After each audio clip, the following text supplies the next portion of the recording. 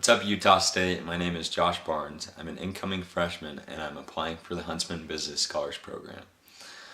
My main career goal is to become an entrepreneur, not because it's the trendy or the cool thing to do nowadays, but because I've been able to be a teenage entrepreneur and I've loved every second of it. My first business I started was a lawn mowing business. I started at the age of 12 and started with only one lawn per week. Slowly but surely, I grew to 18 lawns per week, and it's still growing today.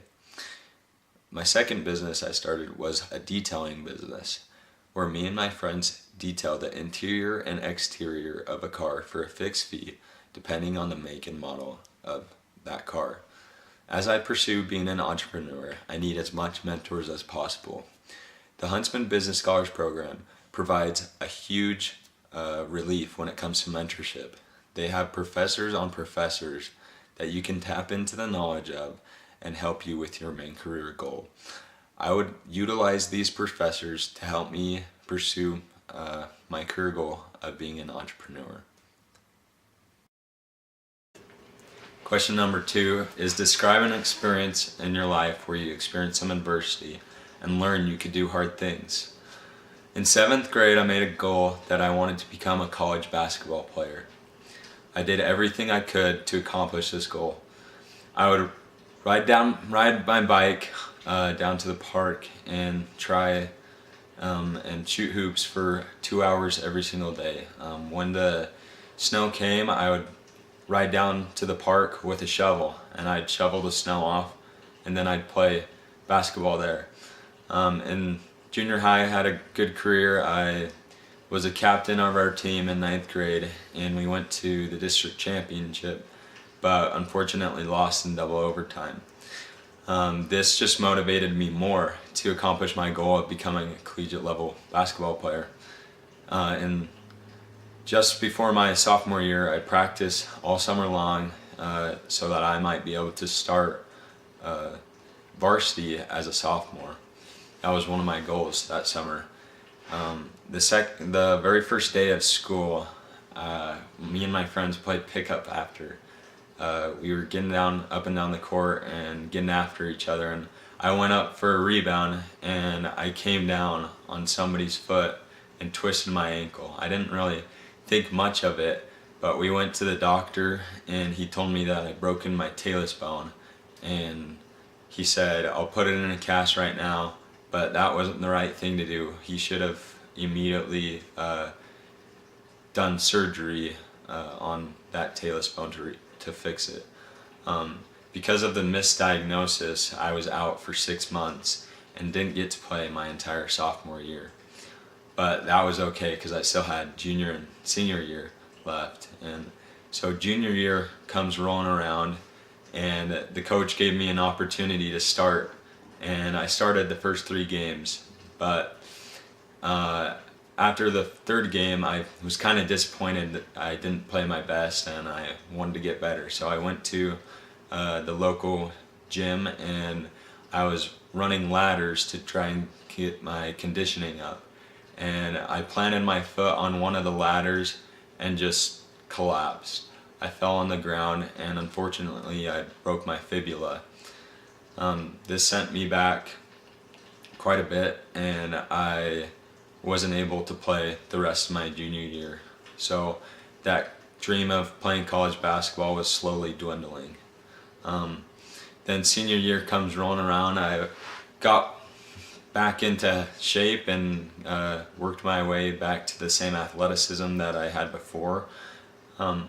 And then I was at my friend's house and we were jumping on her tramp. One of my friends pushed me and I unfortunately landed awkwardly on my ankle and I tore 3 ligaments. So me and my mom went to the doctor's office and the doctor said, "Don't plan on playing your senior year either." This crushed me. I mean, this was the worst news I could have possibly imagined, getting injured 3 years and not being able to play college ball. Then I made a goal to come back and play for the last few games of the season. I worked my way back and miracles happened and I was able to play the last 6 games of the season.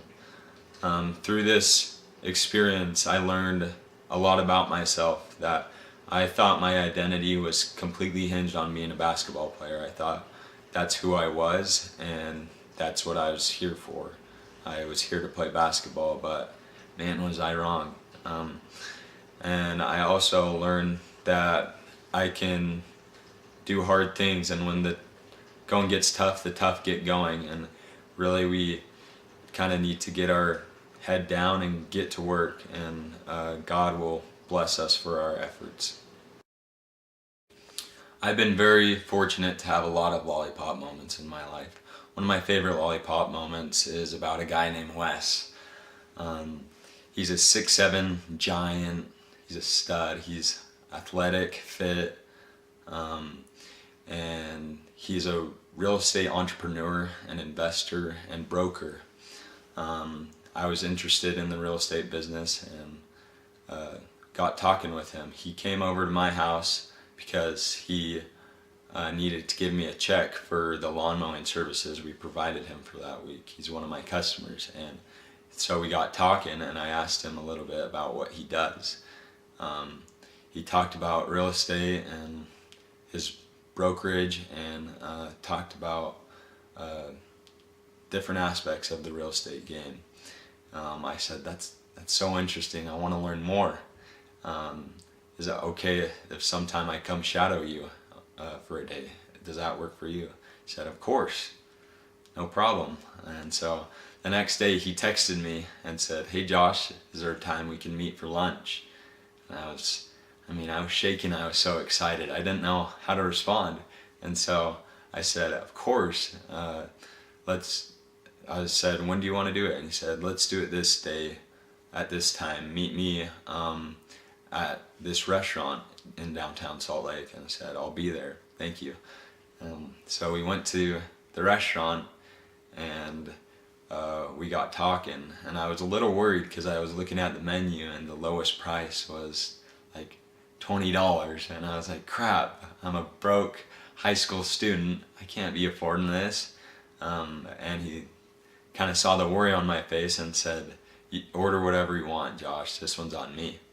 And so I looked down the menu and ordered what I wanted, and then as we were eating, we discussed real estate, and he discussed with me kind of the sales techniques he uses as a broker, how he networks with other brokers and potential customers, and how he invests that money back into real estate and into income producing properties.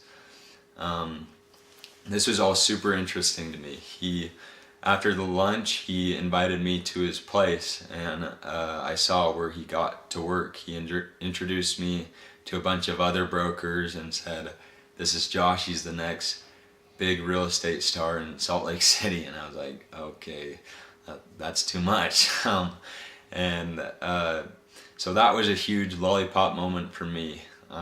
I kept mowing his lawn, and we kept talking about real estate every time he'd give me that check for the services we provided. And one day he asked me, are you still interested in real estate? I said, of course. And so he said, okay, I'm going to buy you my favorite book.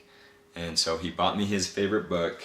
It's called Confessions of a Real Estate Entrepreneur.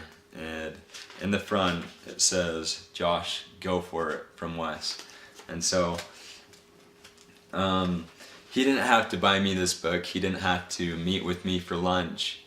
He didn't even have to give me the time of day.